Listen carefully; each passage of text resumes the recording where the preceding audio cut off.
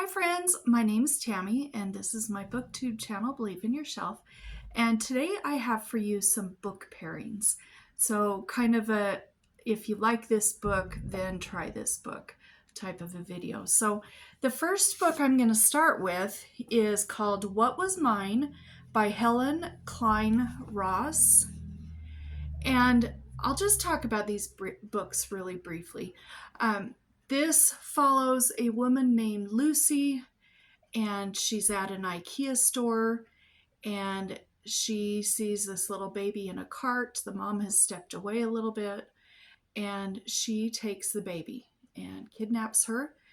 And this story is told from her perspective, Lucy, the baby, which she calls Mia, and Mia's birth mother. Now, this is not a thriller, it's not scary. It's just more the repercussions of what happens from her taking this baby. And we get all of the points of view. And this is a book about motherhood from both of the mothers' points of view. And then I have another book about motherhood, what you would do as a mother for your child. And this is by an author named Jen Phillips, and this is called Fierce Kingdom. And I think I have talked about this before here on my channel, but this takes place over about 3 hours. And the mother, her name is Joan, and she has a 4-year-old boy, and it's their kind of their tradition. This one night a week after preschool, she picks up her son and they go to the zoo and wander around. Now, they've done this for a very long time, so they're very familiar with the zoo. Well, they get there and they hear a bunch of gunshots, and there are some terrorists in the zoo. And it is a little scary in the fact that they kill a lot of the people and some of the animals. But what this mainly is about is her trying to keep her son safe. There is another mother that you sort of meet who is trying to keep her baby safe and what she does to try and keep her baby safe. She also does run into a couple of other people. We've got a kind of a motherly figure. She used to be a teacher, and a young girl. And anyway, there's a few of them that get together and try and keep each other safe. And this was just a page turner. I've read this 3 or 4 times, and I've read it in one sitting every time because I just can't put it down. But those are 2 books about motherhood. What would you do for your child? Then I have Lassie by, who's the author of this? Eric Knight. And this is Lassie, and this is a story about Lassie trying to get home to her owner. And I love this book. I just love this story. This is one of my favorite stories. And if you like dog books where they're trying to get home to an owner, then this one here, these are both by, I've got one book plus its sequel, and they're by Anne M. Martin, who is the author of all the Babysitter Club books. And the first one is called A Dog's Life. And there's a mother dog who has her 2 little baby dogs, her little baby dogs, puppies, hidden out on a farm because the farmer does not want dogs. And she's having to keep herself and her puppies hidden. And something happens, and these puppies are on their own. And her name is Squirrel, and she has a brother named Bone. And they get separated. And so this is the story of Squirrel trying to find an owner. Now, this does have a happy ending. I just want to say it does have a happy ending, so you don't have to worry about it. Lassie also has a happy ending. And then if you like that one, this is Everything for a Dog, also by Anne M. Martin. And this is about Squirrel's brother named Bone. And this is his journey trying to find an owner. And these are really good dog books.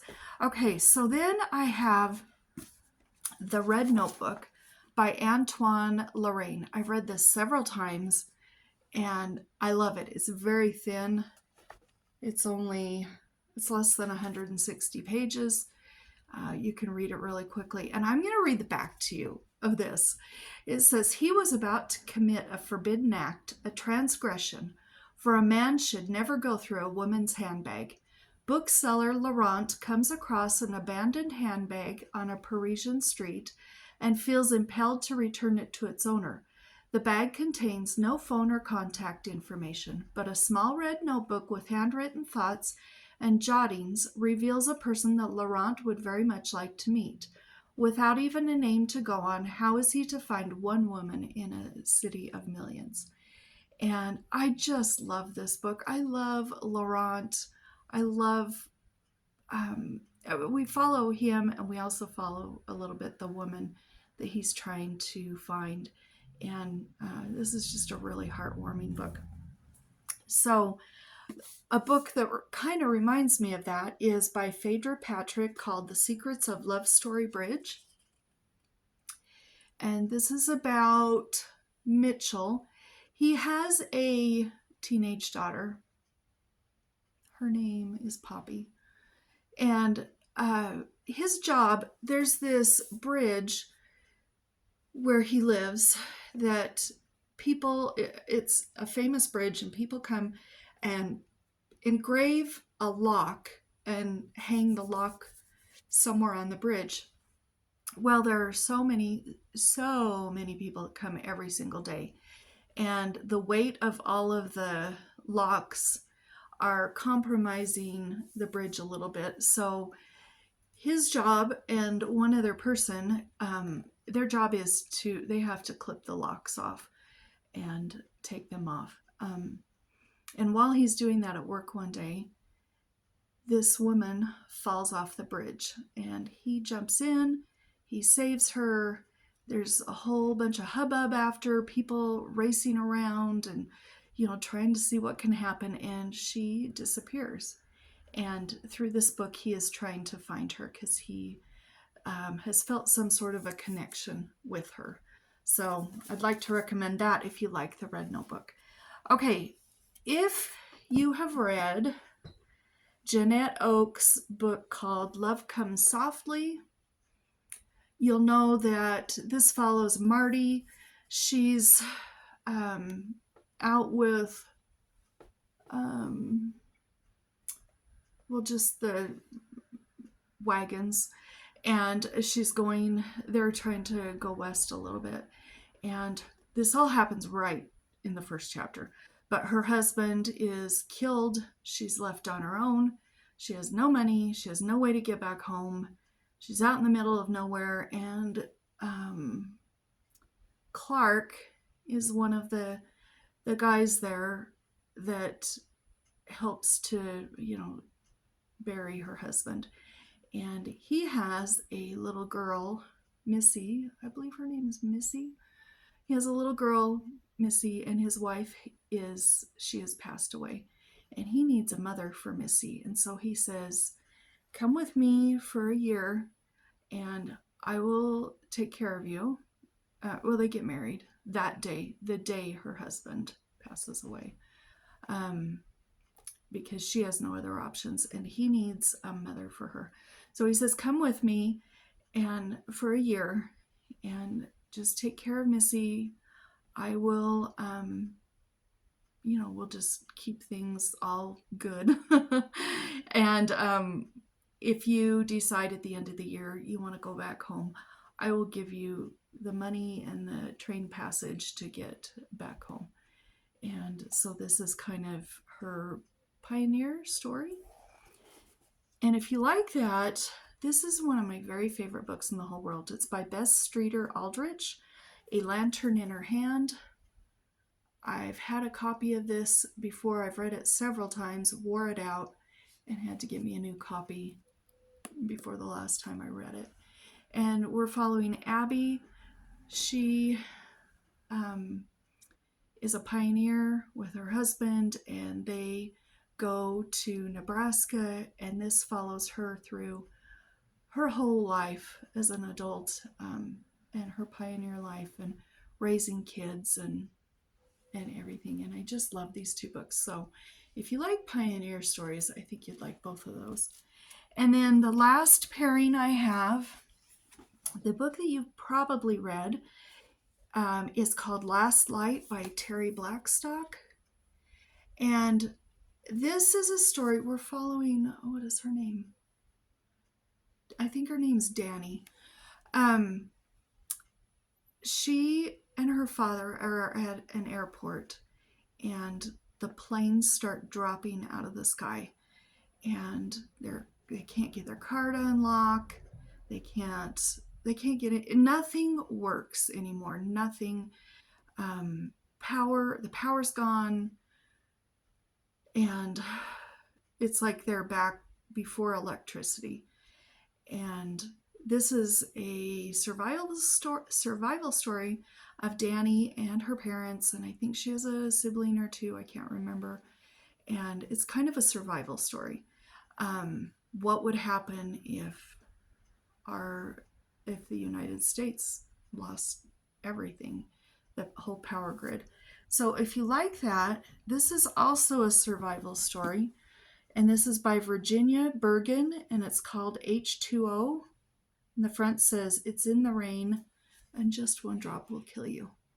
And this is a book about some acid rain.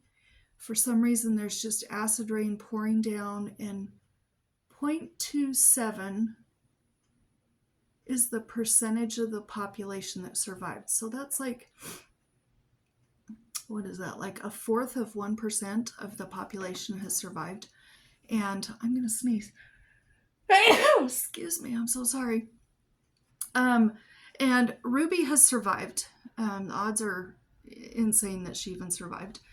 But she decides her dad is across the country, and she doesn't know if he's alive, if he's one that survived or not, but she's going to try to get to him. Now, there's no water because everything has been poisoned by this acid rain, and it's her survival story. So if you like H2O, there is a sequel called The Storm. Some people walk in the rain, some people die.